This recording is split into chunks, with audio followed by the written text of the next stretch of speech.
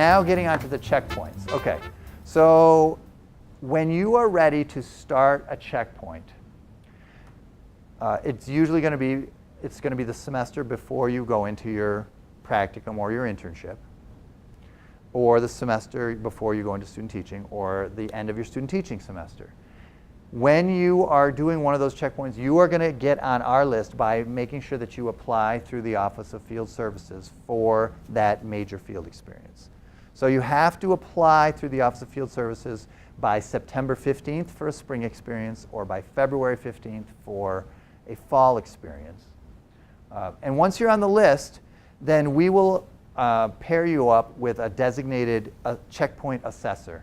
And you will get a letter from me. I'm going to send you a letter by email and at the address that we have on file for you, which is your CampusNet, which is the address that's in CampusNet. And it's going to go to your house, and it's going to notify you who your checkpoint assessor is, and it's going to give you all the instructions for how to do this checkpoint. There are two parts to the checkpoint. So one part is that you have to meet the requirements for all course-based requirements in your checkpoint.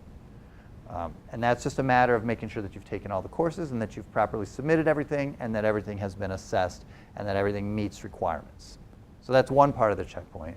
And the other part of the checkpoint is the self-analysis part.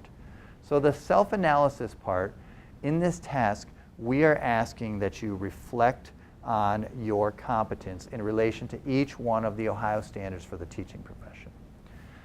It's going to be a form that you fill out, and you're going to be asked to reflect on your strengths and your areas for improvement in relation to each of the 7. In order to reflect on that, we ask that you upload what we call a choice artifact. So a choice artifact should be some document that reflects your competence in the standards. Usually it's something like a lesson plan or a unit plan or a series of lesson plans. Sometimes it can be a research paper, but it should be something that is substantial, something that really demonstrates as many of these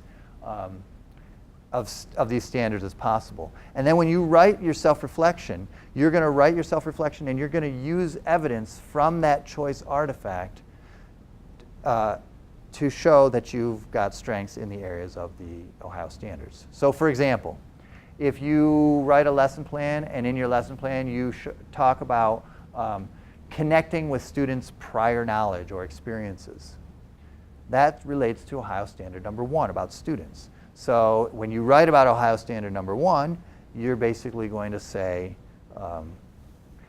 in the lesson plan I uploaded as a choice artifact, I've developed it to connect with my students' prior knowledge and background, their interests and their prior knowledge and their background and their experiences. And that relates to Ohio Standard number 1. So it's making the connection between the artifact and the standard.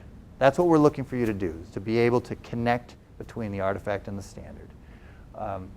And then we're going to ask that you make a connection with research and theory. So you've been learning research and theory in all of your coursework, and we want you, as you're going through, to also make references to authors that you've read or ideas that you've learned that help you think about that particular standard. So if you're talking about child development and you've learned about Vygotsky's zone of proximal development, you can talk about how that has helped to inform the lesson plans that you wrote and the way that you connected up with the students' prior experiences. Right? So this is not a research paper. We're not asking you to have a reference list. We're not asking you to put it in APA style. But what we are asking is that you cite specific theories or specific authors by name so that it's evidence that, in fact, you have learned some things from your coursework. Right? So that's a piece of that, and I talked about the evidence. And the last piece of your self-analysis is that you are going to identify the one Ohio standard that you feel is your weakest and come up with some specific strategies that you want to use to try to improve in that area. The goal here is just to be as specific as you can so that we know that you're always thinking about how to grow as a professional. So that's the self-analysis, and the due dates for that are listed on the TaskStream website that I talked about earlier.